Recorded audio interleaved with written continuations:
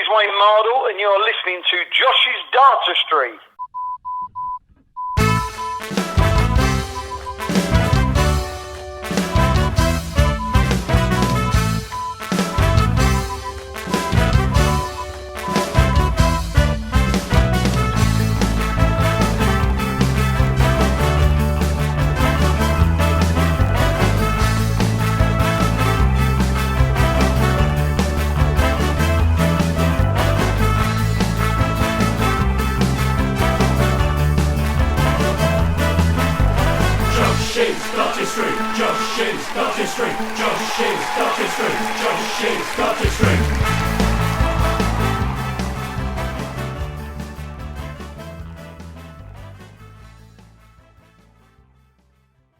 Good morning, good afternoon, or good evening, whatever time zone you happen to be in while you listen to this. Episode 2 of The Bounce Out.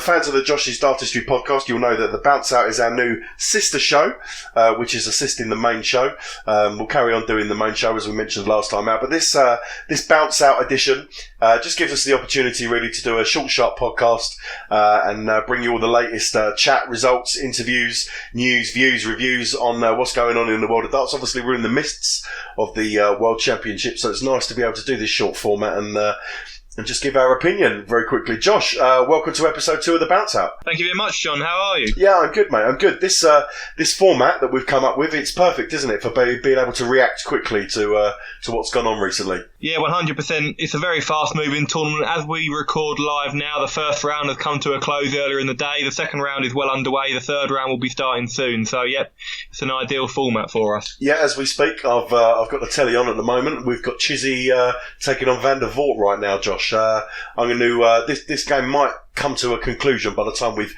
finished this recording. I'm going to put you right on the spot. Who wins this one? Dave Chisnell wins 3-1. Okay, I'm going to go Van der Voort wins 3-2.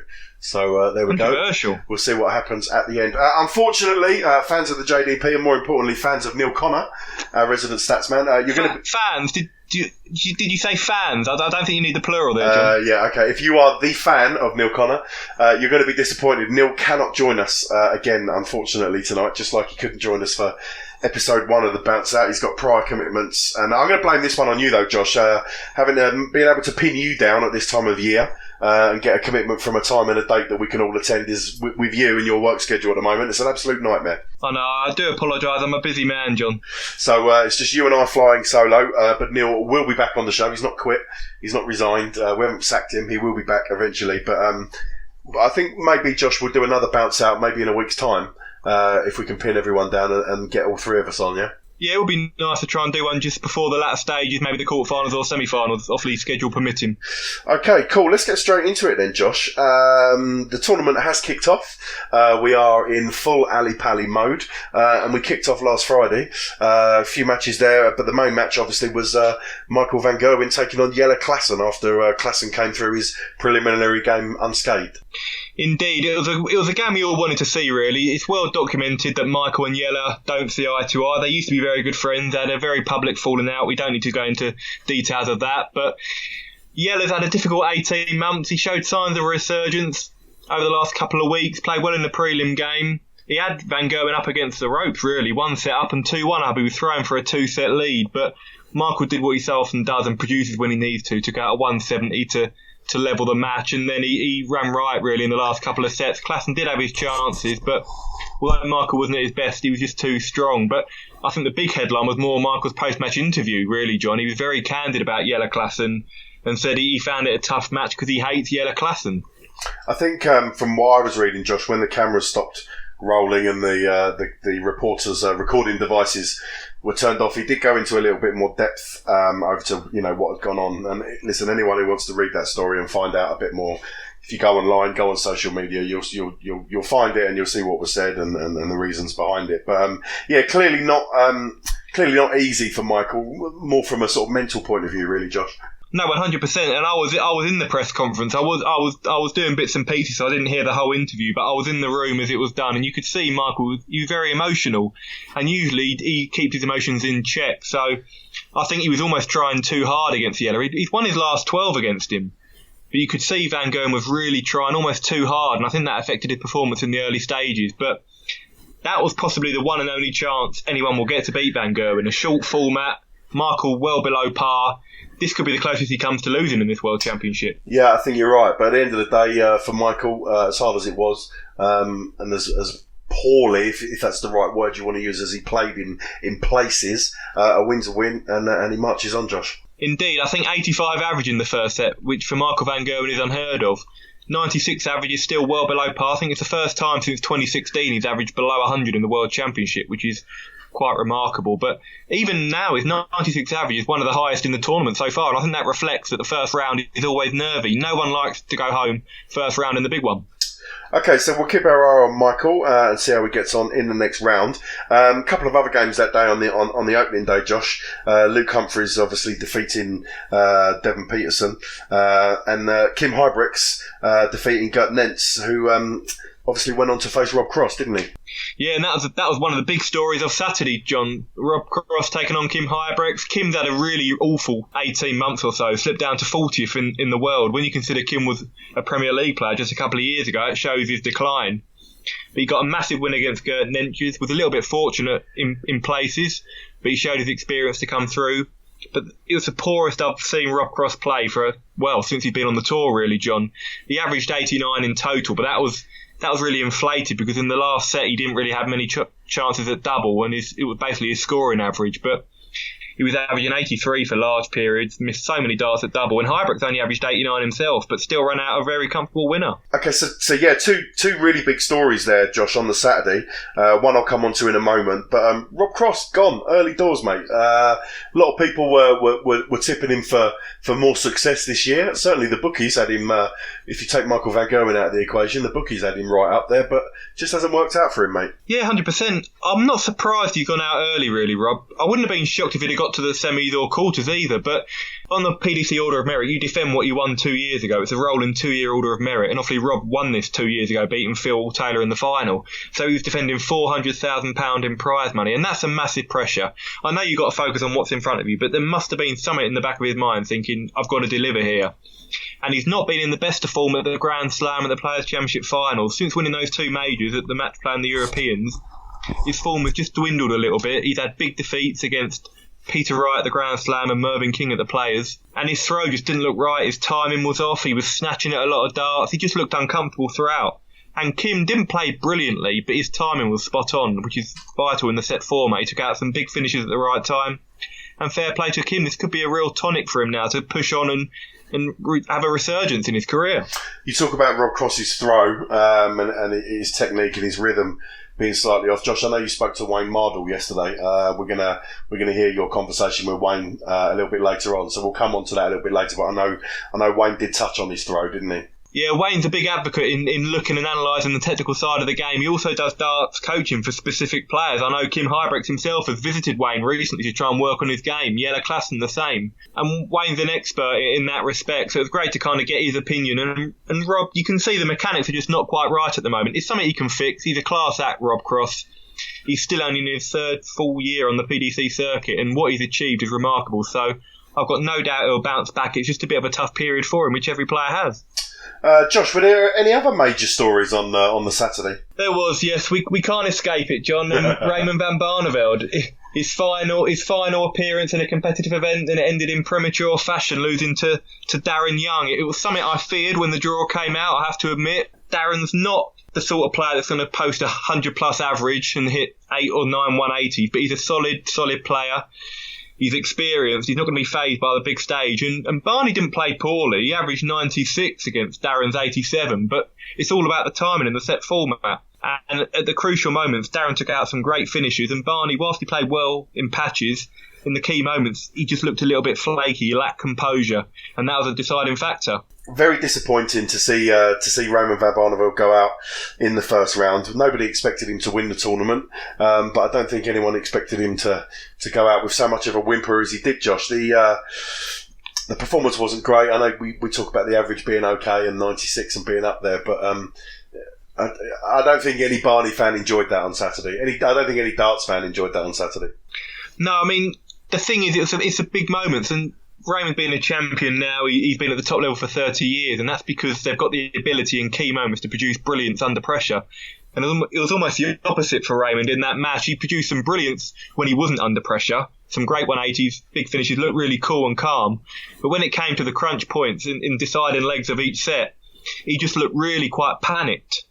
And that's something that we haven't really seen from Raymond over the last 30 years or so. And I think that reflects why he's deciding to bow out now. I think the self-belief has just drained from him. He mentioned in his interview with the press after that the Demons won again. And I think that's quite a telling factor. I think in his own head, he didn't really believe he was going to win this match or progress beyond in this tournament. So it's a real shame for him. And I just hope he was very downbeat in his interview. I've never seen him so down on himself. It was hard to watch. And I just hope he can reflect when the dust has settled, find a little bit of closure from it and move on now as he looks ahead to retirement. Josh, you wrote a really good piece that I read on your website. If anyone hasn't checked that out yet, log on to www.joshisdartistry.com. There's a really good article you wrote on Barney, not just reflecting on the game and the fact that he crashed out early doors, but looking back at his career and his legacy. I thought it was a really good piece, mate. Really enjoyed reading that. Thank you, John. But yeah, the interview, as you mentioned there, after the match, I don't know. I think it was just a bit of a missed opportunity for Raymond to say his goodbyes and reflect on let's be honest, an absolutely fantastic career. Of course he's down, of course he's disappointed, he didn't want to go out in that fashion, but I just hope in time, Josh, he remembers all that he's achieved and all the joy that he's brought to so many darts fans over the world. Yeah, I totally agree with you, John. I think Raymond's been quite open himself. He's a fantastic winner. He's not the best loser. He takes it very personally. And I think it was always going to be a very downbeat Barney, speaking to him straight after the game. I think, obviously, Rod Studd, I thought, handled the interview very, very well, by the way. He gave him ample opportunity to kind of look at the positives, reflect on his legacy, thank the fans. But Raymond just looked in a state of shock, really, and just couldn't process what had happened, I think. And it was awkward to watch, I must admit. But I've heard rumours that we might see Raymond at some point before the end of the World Championship, whether it's an interview with Sky or the PDC or whatever. I think he needs some time to reflect on what's happened, and I'm sure he'll come out with a message to the fans. He's already posted on social media, on Instagram, thanking the fans and apologising for not being able to sign off in style. So I think when the dust has settled, he will reflect and look back on what's been an amazing career. Okay, well, we look forward to hearing more from Barney eventually, and I'm sure, Josh, when we do a main show, when we do a main Josh's Dartistry podcast with all the bells and whistles, no doubt we'll all get together around the table and have a good chat about Barney and his legacy, I would have thought, yeah? Yeah, it's got to be on the agenda, without doubt. Okay, let's move on to Sunday. The afternoon session saw wins for Kyle Anderson, Tian and Brendan Dolan, and Labanauskas as well. The evening session, Josh, was attended by myself and Neil. We were in the crowd. We were, do you know what? We were on camera all night as well because we had really good table seats right in the middle. And for those of you who looked carefully, you would have seen me and Neil pretty much all night. I was loyal to the Josh's Dartistry brand. I had my sign that they give you, and I wrote the Josh's Dartistry podcast on it and held it up all night. So hopefully we've got a few more listeners, Josh. I must admit, it's a bad indictment on my vision, John, because I was in the office at Sky on Sunday night blogging the action, and it took about 2 hours until you texted me for me to actually spot you. I know, I was disappointed. I texted you saying you can see us, and yeah, you said you hadn't even clocked us yet. But yeah, anyone who wants to go back and look at that Sunday evening, you'll see us. You'll see us in the crowd. But let's talk about the darts. Wins for Ustiker, Baggish, and Richardson. I'll tell you what. Let's talk about that Richardson match because obviously he played Mikuru Suzuki. Josh, how did she get on? I think Mikuru performed really well. She was a great ambassador for the women's game. I thought out of the two, obviously we reflect on Fallon Sherrock and what's gone on there later on, but I thought out of the two games, Mikuru, I believe, had the better chance of winning the game. Because I think Mikuru is more experienced on the big stage, and also I think Ted Evetts is a better player than James Richardson. Suzuki missed a great chance to win the first set, didn't she? She missed 4 darts, having taken out a 1-5-1 earlier in the game. And that seemed to get her down a little bit. She missed quite a few doubles in the second set and was trailing 2-0. Looked dead certainty. She looked a dead certainty to lose in straight sets, but she found something from within herself. And Suzuki just plateaued at that really solid, consistent level. And I thought she was going to win the game. I really did. But fair play to Richardson because it really was a lion's den for him. Nobody wanted to see him win apart from his friends and family in the audience. Yeah, I did feel sorry for him. There was a lot of booing going on, particularly when he was going for doubles. All of a sudden he turned into the pantomime villain. But yeah, I mean, being in the arena itself, Josh, at the time, the atmosphere was absolutely sensational. People singing Mikuru Suzuki songs, cheering every time she hit a treble 20 or nailed a double, and the crowd were really willing her on. And, you know, we can't beat around the bush. I don't want to be sexist about it, but the reason that people were cheering her so much is because she is a female. On the World Championship stage, which we don't always get to see very often, and we certainly don't get to see them win their games very often. But yeah, the support for Mikuru in the arena was absolutely sensational. It's one of the loud. I mean, I've been to Ali Pali, as you know, for the Worlds with Neil on more than one occasion over the years, and that night and that game was one of the loudest I remember. Obviously, I wasn't present for the Fallon Sherrock game, which you were the other day, but certainly in my experiences, that's the loudest I've ever heard Ali Pali for a game of darts. It certainly came across on TV. It sounded fantastic, and that's what you want. You mentioned there the crowd support for Mikuru, cheering every treble or double, singing in support of her, which is great. What I don't like to see, I know it's almost inevitable, but I don't like to see the booing for an opponent, especially when they're on a crucial double. I think you've got to respect both players, and James Richardson today has gone out in the second round, and that has meant he's lost his tour card. So he was also playing for his tour card, his place on the PDC tour. So yes, it was a massive game for Mikuru and women's darts, but you need to respect both players. It was a massive game in the context of James Richardson's career as well. Well, I think Mikuru Suzuki certainly got more fans on side now than before the tournament started. So we look forward to seeing how she gets on for the rest of the year, including the BDO Ladies Championship that's upcoming. Josh, let's move it on to the final game of that night, which saw a famous win for Luke Woodhouse against what many people would consider a tournament favourite, Michael Smith. Yeah, we mentioned Rob Cross and Barney going out on Sunday night. Ian White, 9th seed, went out on Sunday afternoon, and another big name went out in the shape of Michael Smith. Last year's finalist, 4th seed, highly fancied to have another good run here, but Luke Woodhouse simply outplayed him. It wasn't a case of Michael Smith playing poorly as such. Luke was just really, really solid throughout. He beat Paul Lim in the first round and really impressed me. We've got to remember it's only Luke's third televised game, so he showed no signs of nerves at all. His scoring was brilliant. Missed a few doubles here and there. He missed 6 darts to win the match 3-0, didn't he? And Michael came back and won that set. That's right. And I thought that would be the turning point. I thought Luke's going to reflect on those doubles. He's not going to be able to get it out of his head. And Michael seemed to have a little bit of momentum. And I thought it's only one result here.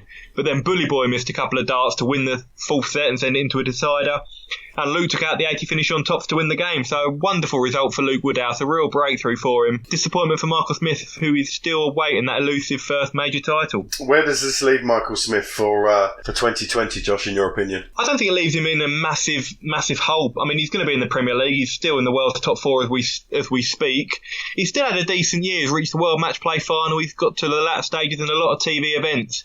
But the question will remain, has Michael Smith got it to win a major title? He's got the ability, we know that, and I believe he will win a major title. But the mental side of the game, that focus, that ability to win games when you're not quite playing well, that the likes of Van Gerwen, Cross, Peter Wright have, Michael Smith's still got to prove himself in that respect. I think he'll get there, but it's just, I think he's almost putting too much pressure on himself, John. He's mentioned this year that he's almost kind of neglected the Pro Tour and the European Tour and focused solely on the major titles. He wants to win that first TV title.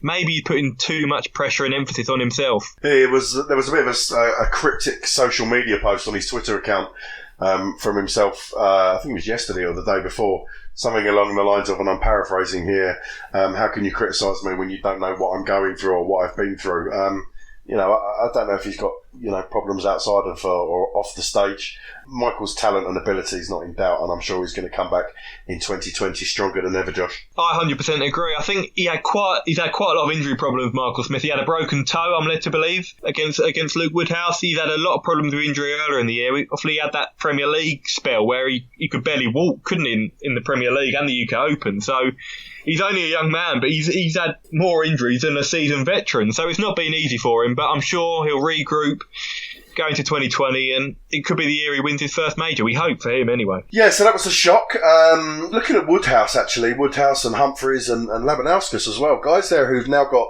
2 wins under their belt already, Josh, and must be feeling pretty good on the Ali Pali stage. 100%. Obviously, we've mentioned Woodhouse. He's been so impressive, really consistent in his 2 games. Luke Humphries, obviously the World Youth Champion. Tough test against Devon Peterson in his first round match. Came through that with flying colours. Labanauskas, we saw him knock out Raymond van Barneveld last year. I think his performance against Ian White was more impressive than his win against Barney, because Ian White averaged over 100, which is still at present the highest average we've seen in this year's tournament. So to defy 100 average from a top player like Ian shows Darius's quality and ability to produce under pressure. So yeah, really impressive, those 3 there. Okay, let's move on to Monday. We had wins for Rids, Willie O'Connor, Vincent van der Voort. But the main highlight of the night was the win for Gary Anderson against Brendan Dolan, Josh. Yeah, we'd seen a number of seeds that we've mentioned already tumble. We're all kind of sceptical about what Gary Anderson would show up. He's had a lot of injury problems this year. He's been lacking match sharpness, not played too much on the Pro Tour. I think his last appearance in a competitive game was the Grand Slam of darts when he lost to Gerwyn Price in the quarterfinals. And Brendan Dolan's had a real resurgence over the last 4 or 5 months, winning 2 Pro Tour titles. And Brendan averaged 97 in the first round, so I think we all thought if Gary doesn't show up here, he's in real danger. But Brendan Dolan just did not show up one bit. He had a stinker in the first set, averaging 74. Gary won it with a 79 average the first set. And we're thinking, what's going on here? But then I think that relaxed Gary, and we saw the vintage flying Scotsman in the last couple of sets, 7 180s, bumped his average up to 93 at the end, which is obviously a 100 average over those last 2 sets. So he scored really well, still missed a few doubles here and there, but encouraging signs. His throw looked good. He looked relaxed. He actually got to Ali Pali, John, 4 days before his first round match. Which I read that, yeah. And he was doing a lot of practicing. Yeah, he often says he doesn't practice. I don't believe him. He must practice. He can't be that good without practicing. But he's awfully identified flaws within his game, a lack of sharpness, and he's really focusing on this World Championship. This is where he always produces his best, notoriously. He's had a poor year, but this could be the tonic for him. Yeah, a lot of the Gary Anderson doubters put to bed early doors, and we look forward to watching his continued progress. Josh, let's move on to the next night, or the next day. We had wins for Searle, Christo Reyes, Malik Dem, Christoph Ratajski with a good win, Josh. Yeah, Christoph had never won at Ali Pali before, lost his first round a couple of years ago, lost to Sego Asada last year, was in a bit of trouble against Zoran Lurchbacher early on, didn't turn up at all first set, really poor, scrappy game. Ratajski won a really crucial second set, and that gave him a lot of confidence. He seemed to relax and play like we've seen him play on the Pro Tour and European Tour this year. So that's a real obstacle for Christoph to overcome, and he becomes the first Polish player to win a game at the PDC World Championship. So a great landmark for Polish darts. Josh, I know you were present at Ali Pali that afternoon, and you had the opportunity to speak to Christoph. Yeah, he was in buoyant mood after winning his first game at the Ali Pali, looking ahead to the 3rd round and a potential clash against Nathan Aspinall. Okay, let's have a listen. Christoph, congratulations. We've seen a lot of big players go out in the tournament so far, like of Rob Cross, Michael Smith Barney. Did that make you feel more pressure today, seeing the other big players going out early? No, I don't feel yet like so big players like Raymond, like Rob Cross, world champions. There are champions. I'm not yet, but I think in the future maybe.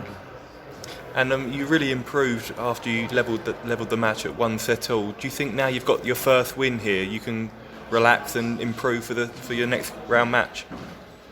Yeah, I'm almost sure I will play much more better in the second game.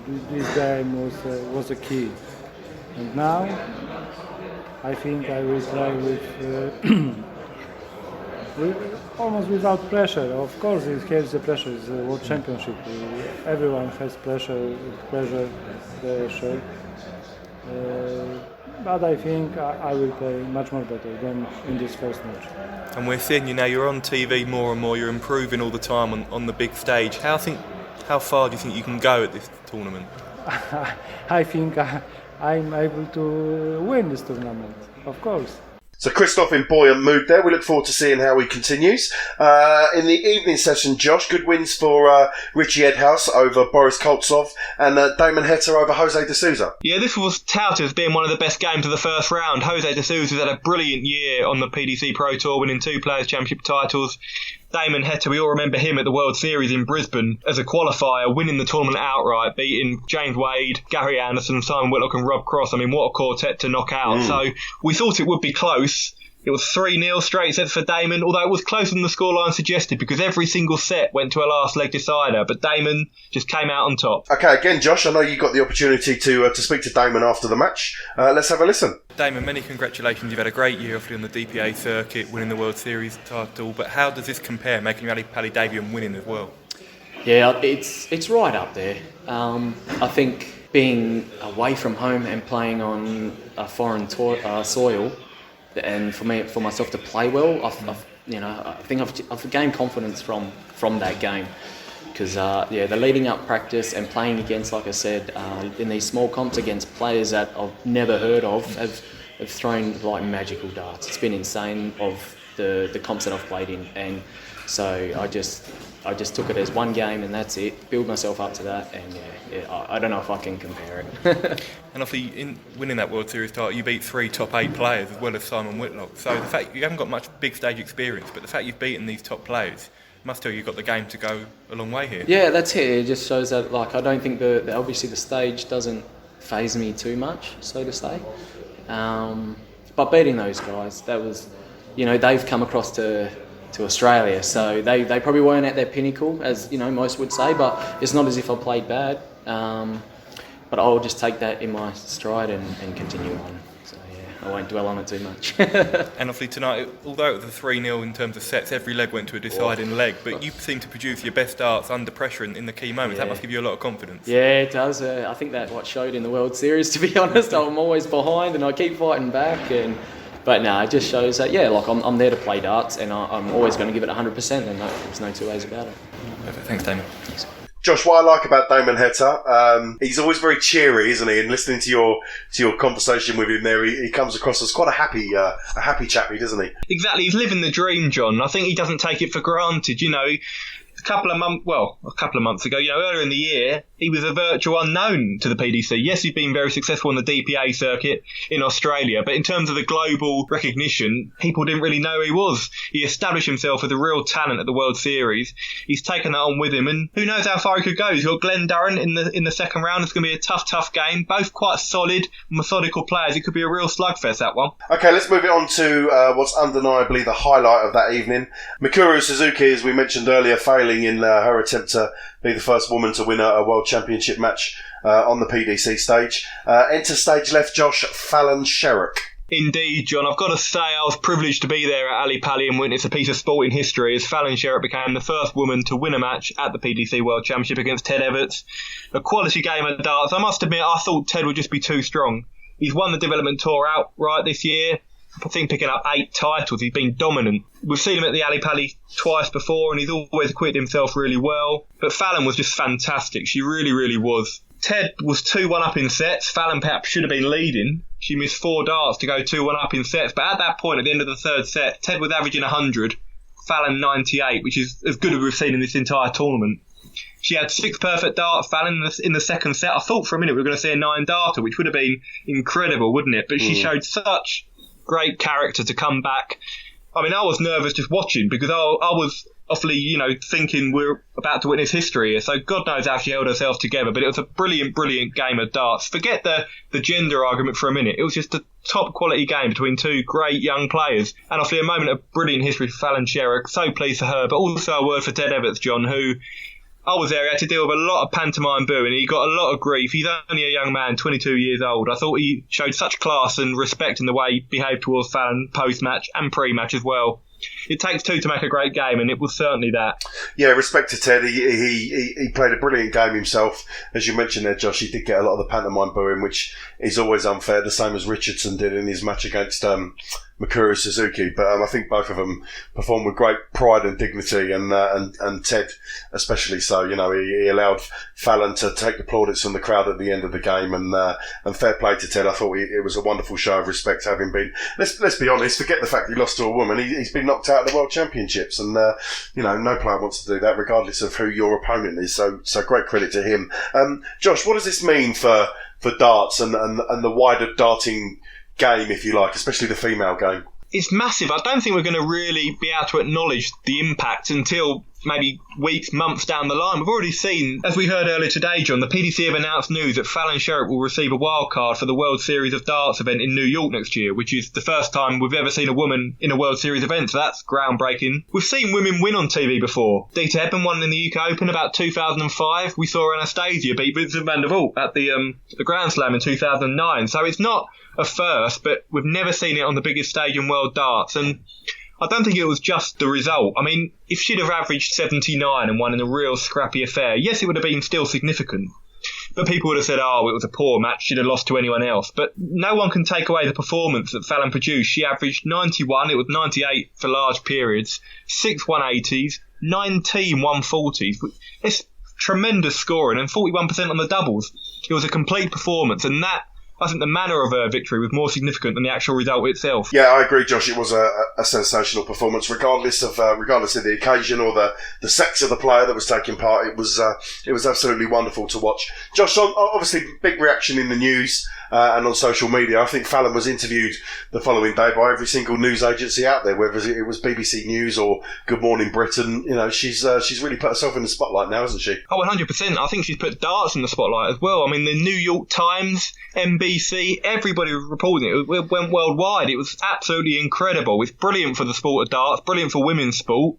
And it's a great credit to Fallon as well. I was in the press conference after the game, and I've never seen such a busy press room. Honestly, there was about 30 journalists. It was standing room only, literally. And she's just taken it all in her stride. I'm so pleased for her. It's a brilliant moment for women's darts.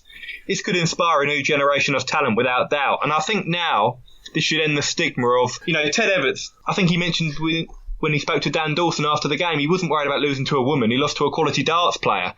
And as Barry Hearns referenced, he said darts is gender neutral. There is no reason, there's no barriers in darts in this sport. There's no reason why women cannot compete on an equal footing with men. I think the issue in previous times has been the opportunities. And a lot of the women on the BDO circuit cannot play full time because of the financial constraints in terms of prize money. So they're not able to dedicate themselves like the top male players. So the opportunities are not there. But they're improving, they're growing all the time. And this is evidence of that fact. We saw Makuru, she could have won. Let's not forget that. We could have had 2 women through to the second round. We've seen Anastasia in the past. Lisa Ashton's competed really well at the World Championship. So there's not just one woman coming through. We've got a conveyor belt of talent. We've got Bo Greaves making her debut at the World Championship in the BDO next year. 15 years old at present. She'll be 16, I think, when she makes her debut. But that's incredible. We've got so many top female players now coming through the ranks, and this could be massive for the sport. Well, Josh, as you mentioned earlier, you were fortunate enough to be in the press room straight after the game, and you managed to catch up with Fallon and ask a couple of questions. Let's have a listen. Fallon, you're not just part of darting history tonight, you're part of sporting history. Just how special does that feel? Really, really special. I mean, I can't believe what I've just done. I mean, 19 140s, 6 maximums is as good as we've seen in terms of scoring so far. What sort of statement does it send out for the ladies' game? Well, it definitely sends out a good statement. I mean, we can all play like that. It's just giving us the opportunity to prove ourselves, and I think we need more opportunities to prove ourselves, and we can be like the men. And obviously going into the closing stages, were you thinking about making history at all, or were you able to just block it out and focus on I blocked it out and I just focused on it. I didn't think anything because I didn't want to put pressure on myself. Well, there you go, guys. That's Josh there having a chat with Fallon straight after the game. Josh, she sounds absolutely ecstatic there, doesn't she? She was. I don't think she was able to kind of appreciate what she'd just done. It wasn't just the manner of her performance, it was history making. The reaction from the crowd, I've never seen anything like it. It was just one of those moments you can say, looking back in a few years, I was there. And she showed such great composure, and now she's got the opportunity to face Mensur Suljovic in the second round. Mensur being one of the best players in the PDC. What a chance for her to showcase her ability against one of the world's best. Yeah, a wonderful night for darts all round, in my opinion. Josh, the last game of that night, and I have to say I do feel sorry for the 2 guys who were on stage because the arena pretty much emptied before their game even begun. Jeffrey Deswan with a win over Darren Young. Yeah, we were chatting in the press room. We said, imagine that night if it was Jeffrey Deswan against Raymond van Barneveld, if Barney had beaten Darren Young. Barney could have potentially lost that night, and his retirement would have been overshadowed by Fallon Sherrock. It sounds ridiculous, but it would have been true. It's a strange one, but Darren Young, he almost did the double over the Dutch. It was a very similar game to the Barney game, really. Young wasn't scoring brilliantly, but was just very solid in the finishing department. 6 out of 9 on the doubles in the first 3 sets, and Jeffrey was missing a lot of key chances. Darren missed one match start, I think, for a 3-1 win, and that proved the decisive factor, and then just won 6 of the last 7 legs. Okay, let's move on to Wednesday. Afternoon wins for Moulenkamp, Asada and Ward. And we also saw Steve Bunting take to the stage, Josh. Yeah, a real tough game against Jose Justicia, who beat Aaron Monk in the first round. Jose performed far better against Stephen than he did against Aaron Monk. Stephen was averaging 100 for some periods and was still losing the game, but he showed great character, a massive 84 checkout on the ball that kept him in the game, and he came for a real dramatic 5-set tiebreak. Again, Josh, you were in the press room straight after that game on Wednesday afternoon, and you managed to have a chat with Stephen. Let's have a listen. Stephen, you talked quite openly about how you've worked at the mental side of your game over the last 18 months, 2 years. Do you think that was evidence today in your performance and the way you fought back? Definitely, yeah. Like I said before, 2 years ago I'd have given up after the first set. I believe I've got that fight back in the game. I believe in playing better than I've ever played, and I believe I can win titles again. I'm turning up. I was turning up 2 years, 3 years ago thinking, oh, I'm making the numbers up. Now I believe I can win, so... And does it almost give you more confidence coming through such a tight game, almost more confidence than if you'd have won 3-0 without any pressure on you? Definitely, yeah, because if I'd have lost, I'd have been crying and I'd have been eating a lot of KFC, I think. But no, it's always difficult when you lose, but when you win a game like that, you take a million positives out of it. Obviously, you had the chance and stuff, but I'm just so happy. I held my nerve towards the end of the game, and it shows I have got that bit of bottle to go on and do good things. So you mentioned you're here to win it. You could have Johnny Clayton in the next round, but looking ahead, it could be potentially Michael van Gerwen if you progress to the last 16. What would your thoughts on that match? I've beaten before. Listen, Michael's a great player. He was slightly lucky in his first round, and you've seen the emotions and stuff. He wants to win this title more than anyone. He works so hard and stuff, but listen, sometimes you can want things too much. I wanted a bike for Christmas when I was 7 and didn't get it. So it's just one of them. Listen, I know I've got the game to beat anyone in this world. Yeah. On that day, if I produce it, I'll do it. If I don't, I'll be going home. Josh, what came out of that interview for me, Bunting's confidence, when you mentioned that he was on the main Josh's Dartistry podcast a few weeks back, and in that interview he was saying that he was going to Ali Pali to win the tournament, and we all praised him for his drive and will to win. He's lost none of that, has he? He still really wants to be there at the end, doesn't he? Yeah, of course. I think it'll be a real danger now, John. I think it was always going to be a bit of a nervy first game for him. I know people say don't look back at your past results, but it's impossible. When you've lost 3 games in a row in the first round, there's going to be that in the back of your mind.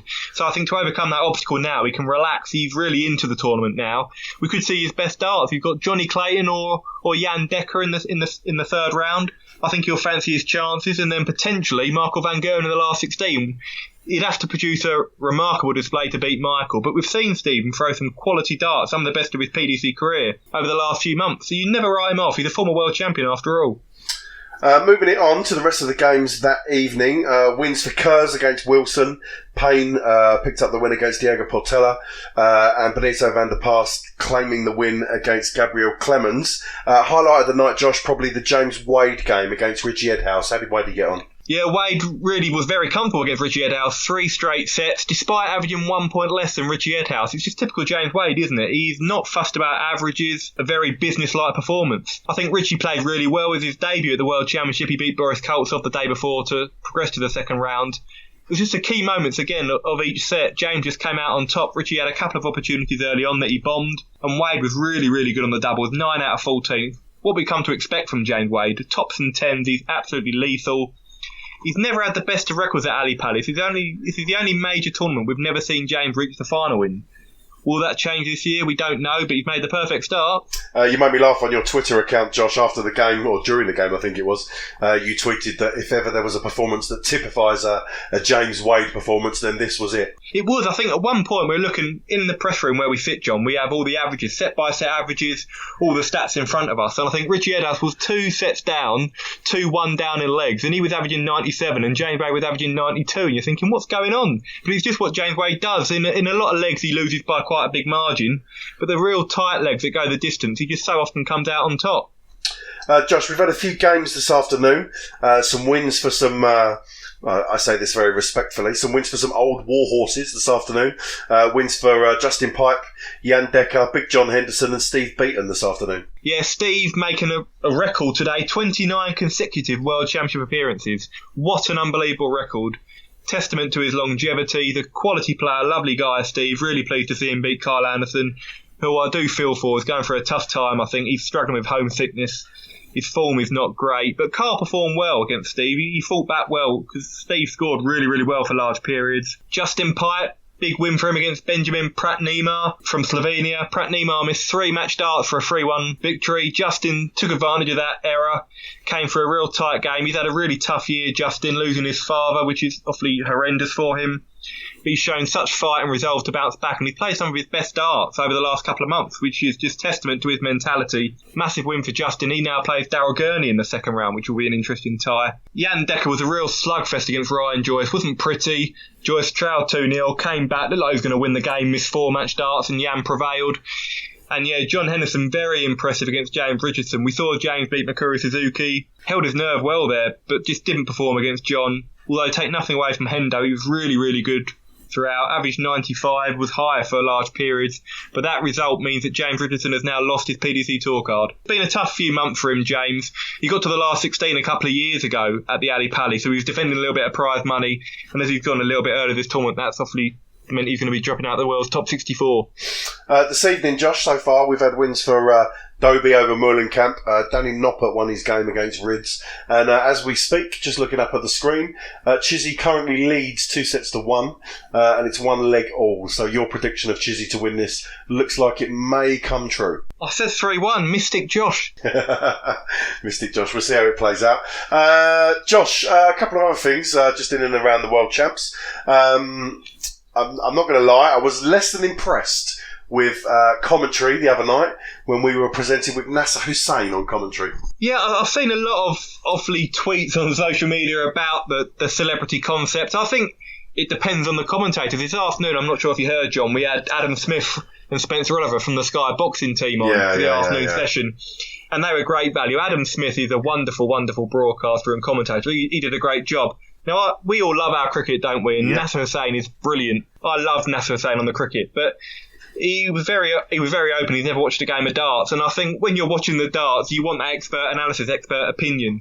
And I think it's a little bit dismissive, a little bit almost disrespectful of the darts for Nasser to say that. So it wasn't ideal. But I thought we had Andrew Johnson on from the golf yesterday. He's a big darts fan. Everyone knows him as Beef. He loves his arrows. He was there in the VIP section after his commentary stint. And the boxing guys did a great job. But I think the Nasser comment wasn't particularly well advised. No, I'm a fan of having a different voice every now and then, and it's normally only for the opening set that they do it anyway. And we've had Freddie Flintoff on there, who's very well versed in darts. We've had Stephen Fry, of course, on there before. The legend Stephen Fry. We're gonna have to try and get him on the JDP one day. Stephen Fry. I'm a fan of it, but I think they should have a basic grasp of the game. And for Nasser to come on and say it's the first game he's ever watched, and then ask, what score means this, I just thought, I can't be doing with this. Although what I will say, I thought Rob Key was good value, and he was dragged down a little bit by Nasser, but Rob Key seemed to enjoy it and was a little bit more bubbly about it. Josh, talk to me about the prize money for 2 9-darters. Yes, so there's no prize money for 1 9-darter being hit, but if one player hits 2 9-darters within the entire tournament, they'll win £100,000. Now, it sounds great, but we have never seen a player hit 2 9-darters in the same World Championship. So the PDC probably think it's a safe bet, this one. Yeah, I'm a bit surprised by all that. I think there should be a prize for getting 1 9-darter, never mind 2 9-darters, which, is completely unprecedented. Josh, we've had 2 9-darters in a different tournament before, though, haven't we? We've seen Phil Taylor at the Premier League in 2010, Johnny, hit 2 9-darters in the same game. That's right, yeah. We've seen Michael van Gerwen hit 2 9-darters in one game in a Pro Tour event. And we also saw 2 9-darters in one game at the Grand Prix when Thornton and Wade both shared one. I think the closest we've come to seeing 2 9-darters at the Worlds by one player is when Michael van Gerwen missed double 12 for back-to-back against James Wade. Do you remember that? That was incredible. Yeah. I think it's dangerous territory, though, not to weigh out the money for one 9-darter. I mean, take snooker, for example, another Barry Hearn sport, if you like. Ronnie O'Sullivan is famous for not completing 147s because he doesn't think the prize money on offer for a 147 is good enough for someone who can, is skillful enough to achieve that. And to not offer any money for one 9-darter, which is the pinnacle of a leg of darts, I think it's pretty poor, if you ask me. It's a tough one. I see both sides. I mean, the O'Sullivan argument, I think, is a little bit disrespectful to the fans, Ronnie O'Sullivan, because they're paying to watch their heroes, the players they idolise. And I think as a professional, you want to go and showcase the best of your ability. So to not try and hit a 9-darter, I just think, the only person you're letting down is the fans in that respect. So I'm sure we wouldn't see that with darts players. I also think, you look at the PDC this year, John, we've only seen one TV 9-darter, and that was Van Gerwen at the Players' Championship finals last month. We have seen 47 on the tour, though, throughout the year. So maybe they're thinking, if it gets ridiculous, they're paying out all sorts of sums of money for the 9-darters, or if you're going to share the prize money, it'll barely be worth it. So it's a difficult consideration for them. But yeah, I mean, I can't see one player hitting 2 9-darters in the same tournament. But you know what? People said we couldn't see a woman winning a game at the World Championship, and that's happened. So never write it off. Yeah, very true, very true. I think Chizzy's just won his game. I think he's gone to an advert, so I'm assuming he's just won 3-1. He has just won 3-1, yep. So I wish I'd had a bet on that, John. And what's our last game of the night, Josh? We have Gerwyn Price, number 3 seed and Grand Slam champ, entering the fray. He's got a tough game, though, against William O'Connor, World Cup finalist. Got to the last day of the Players' Championship finals. That could be a potential banana skin because Gerwyn's never gone beyond the last 16 here. Although he's a different animal now, he's a different player. I'd love to see him get to the final and face Michael van Gerwen. That's a dream final for a lot of people. So I'm hoping that Gerwyn comes through this one. Okay, we'll keep our eyes on the Gezi Price game. Josh, how have you found it this year so far? I mean, obviously we mentioned earlier how flat out and busy you've been. Your experience of the World Championships up to this point? I've loved it. I've been splitting the time between the Sky offices and the Ali Pali. I'm back there on Friday, which is going to be great. The only negative really for me was Saturday night when I was blogging and poor old Raymond went out. So that was a bit of a gutter for me. But I've loved the tournament. I think apart from Wednesday and Monday, it's the only night we haven't had something ridiculous happen. I mean, there's been so many different stories. And I was chatting with Wayne, and we're going to hear that interview later on. And when you consider that the likes of Michael Smith, Rob Cross, Barney, all out in the first round, and it's not even the biggest story. Fallon Sherrock, I mean, it's one of the biggest stories, I think, probably for a decade in darts. It's hard to really comprehend what's just happened. So it's been an amazing start to the tournament. I think we're going to have so many more twists and turns. The standard, I think, has been great. From the international qualifiers to the Pro Tour qualifiers. I've really enjoyed it, and I think it's going to be a great conclusion to the tournament. And Josh, I note that you made a guest appearance on the Sky Sports Darts podcast on Saturday night. I know, I'm going highbrow now, John. I tell you. You've forgotten your roots. Are you gonna dump me and Neil like a bad habit now? You're a big timer on Sky Sports. I will talk to my agent and I'll get back to you. Okay, well, when you've made it big time, Josh, just remember us poor folk who helped put you on the map, yeah? I'll never forget you, John, trust me. Okay, that pretty much brings to an end our roundup of what's gone on so far in the World Champs. Josh, as you mentioned a moment ago, you managed to catch up with Wayne Mardle and just have a quick review of how things have gone, didn't you? Yeah, Wayne's always fantastic value. There's been so many stories, so I think it was great to get his expert opinion on what's happened so far, what's to come, and the impact that Fallon Sherrock's win could have on women's darts. Okay, let's have a listen. So Wayne, first off, obviously Fallon Sherrock's win last night, a historic moment for darts and women's sport. She won, did she? Just how significant an impact do you think it will have on the women's game, Fallon's victory last night? I was in the studio earlier and just said the impact that it may have on just women's sport and the sport of darts. I'm not going to say forget about women's darts, but just in general for the sport. Obviously that women's is implied, but I don't think we can quite grasp it yet. And I was chatting with some journalists earlier, and there hasn't been this much interest since 2007 when Barney beat Phil, and Barney losing here, it's now not a story.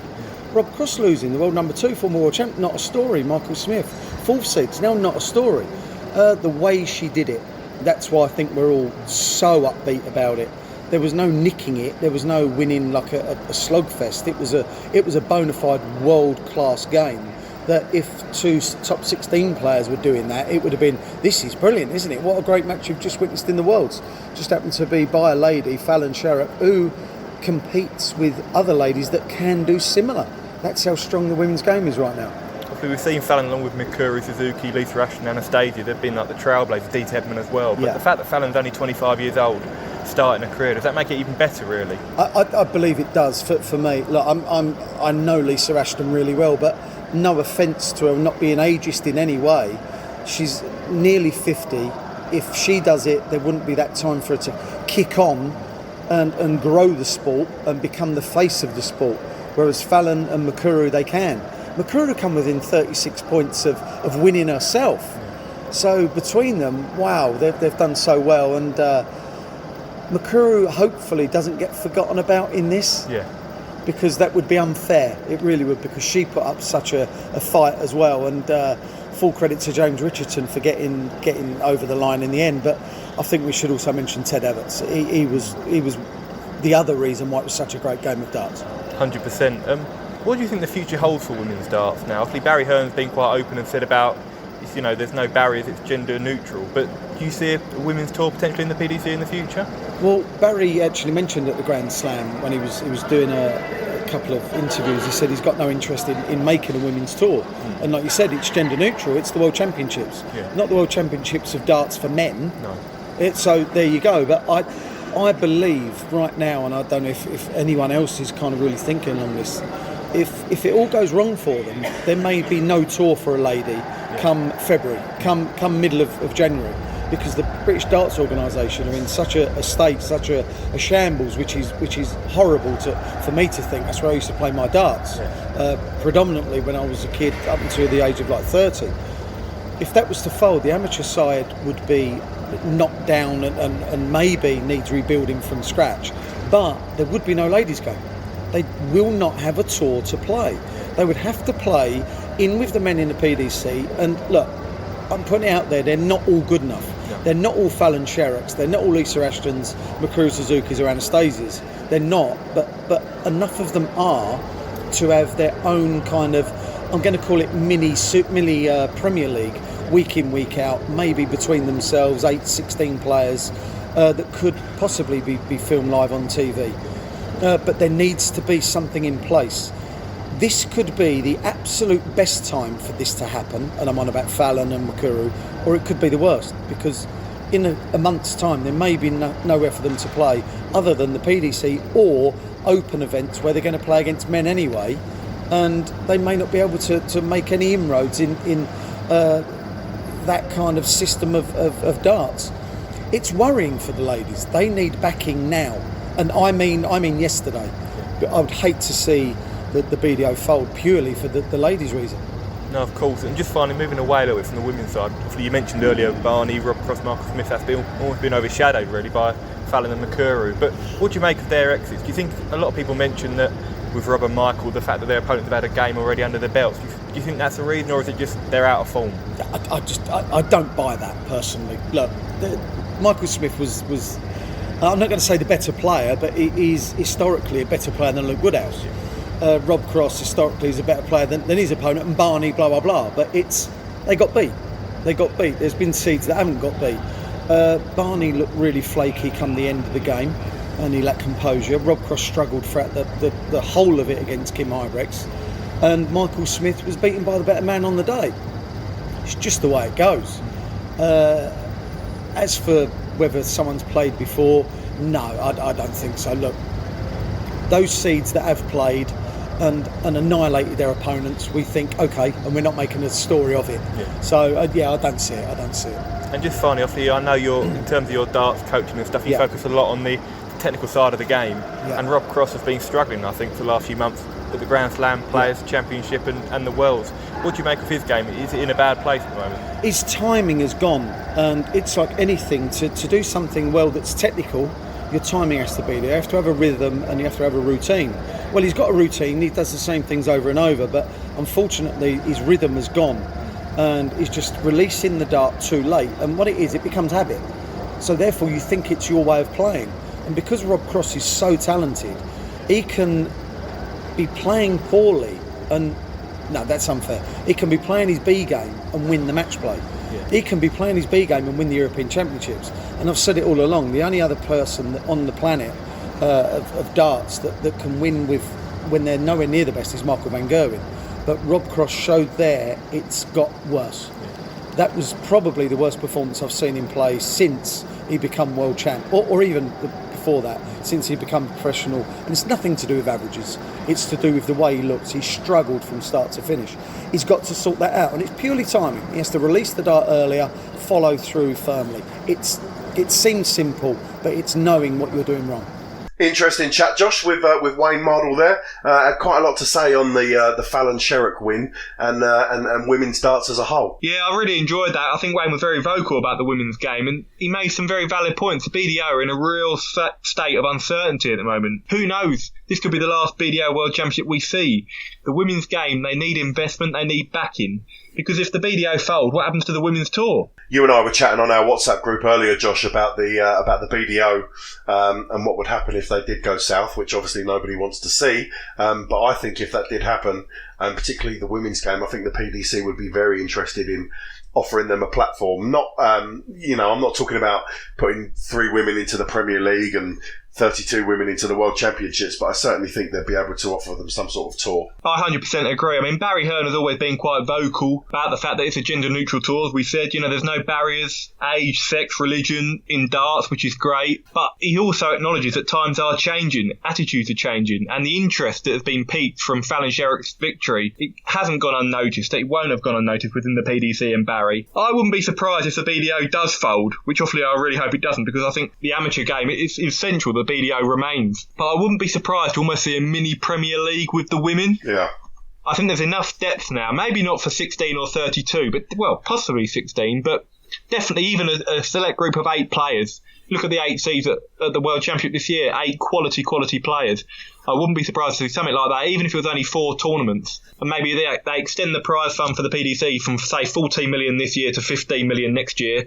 $500,000 of that's directed for the PDC men's tour, and about $500,000 maybe for the women's, because I think they need the platform now to grow the sport. Well, it's interesting to note that Fallon Sherrock, the prize money she got for winning that game is more than the money she would get for winning the BDO World Championship. It's incredible, isn't it? It's life-changing for them, and I think that's the reason that maybe the women's game hasn't developed at the rate it could have done over the last, say, 10, 15 years, because the money that the BDO offer, you cannot operate on a full-time basis. The women all work. They cannot play full-time like the men in the PDC. So you're not having the time to practice and dedicate yourself. It's very, very difficult to reach those levels of brilliance that the top players in the PDC are. So with more opportunities, more investment in the game, it can only improve the standard.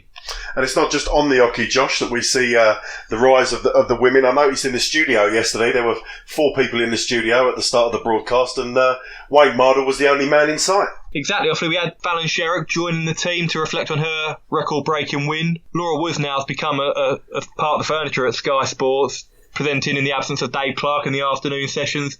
And Laura Turner plays in the BDO circuit. I think she's world number 8 in the BDO, a fine player in her own right. She's been a wonderful addition to the Sky team, not just on the women's matches, but also the men's matches as well. Great insight. Does her research. She's one of the most well-researched pundits out there, John. I've been out witnessed it firsthand. The amount of research and preparation she does ahead of her games is a credit to her in the women's game. Yeah, I've been very impressed by Laura Turner. Last year we had Trina Gulliver in the studio and on commentary, and whilst I thought Trina did very well, I think Laura's really kicked it up a notch this year. Yeah, Trina, I thought she got quite a lot of unfair criticism on social media about it. I think she was quite nervy, and she made no bones about that, Trina, but Laura just seems a natural in the commentary box. She's great value, and I'm sure we'll see much more of her on Sky Sports over the coming weeks and months. Yeah, absolutely. We look forward to the continued progression of women in darts, both on and off the hockey. I suppose it's representative of our new parliament, Josh. We've got more female MPs now than we've ever had. Indeed, we have, John. I don't want to go too much into politics because our WhatsApp thread's been going mad with it over the last few weeks.